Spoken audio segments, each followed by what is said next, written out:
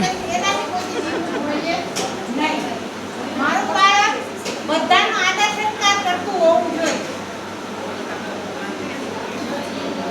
અને બહારનું junk food છે એ તો ન જ ખાતું હોવું જોઈએ. ખોટા પડીકા આ તે એવું ન ખાતું. વ્યવસ્થિત બધાની સૂચનાઓનું પાલન કરવું જોઈએ.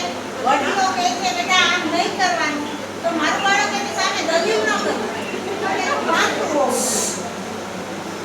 મારું બાળક તેજસ્વી અને હોશિયાર બધી જ એક્ટિવિટીમાં આગળ હોવું જોઈએ અને હોશિયાર હોવું. મારું બાળક નિયમિત રીતે, જો અમારા ઘરમાં રોજે રોજ સાંજે ગમે તે હોય, સાંજે આરતી કરવાની, હનુમાન ચાલીસા બોલવાની અમારા ઘરનો રોજનો નિયમ છે. એ પછી નિયમ અમારા દાદાએ નાનું છે, મારા છોકરાએ.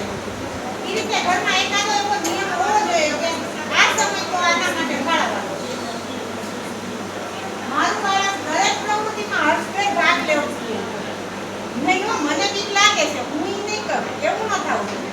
બધી પ્રવૃત્તિમાં આ બેટા આગળ વધ, આપણે પ્રોત્સાહન આપવાનું, એ આગળ વધતું જ હોવું.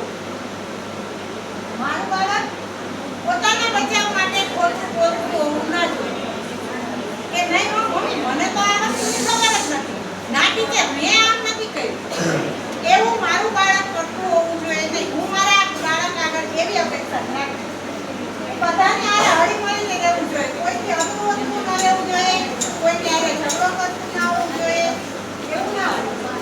અને મારું બાળક પોતાની સુખ અને દુઃખ દરેક પરિસ્થિતિમાં એને કેવો નિર્ણય લેવો એ એનામાં પોતાના નિર્ણય શક્તિ હોવી જોઈએ.